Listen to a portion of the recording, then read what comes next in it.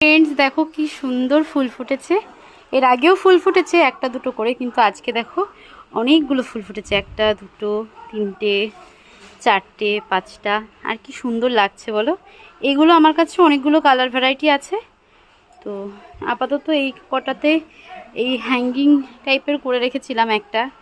তো এমনিই করেছিলাম, তো তারপর দেখলাম ভালো সুন্দর কিন্তু ডালপালা ছেড়েছে।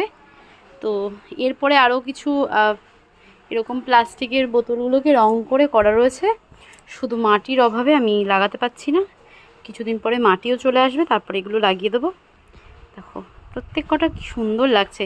কিন্তু এর একটা বিশেষত্ব এই যে রোদের মধ্যে ফুলগুলো সুন্দর লাগছে, একটু পরে আবার রোদ চলে গেলেই ফুলগুলো আবার নেতিয়ে যাবে। এইটাই যা সমস্যা জানো তো। নাহলে তো খুব সুন্দর। এটা যদি বিকেল বা সন্ধে অবধি থাকতো তাহলে দেখো একটা আগাছা হয়েছে, আগাছাটাকে একটু তুলে দিই। দেখো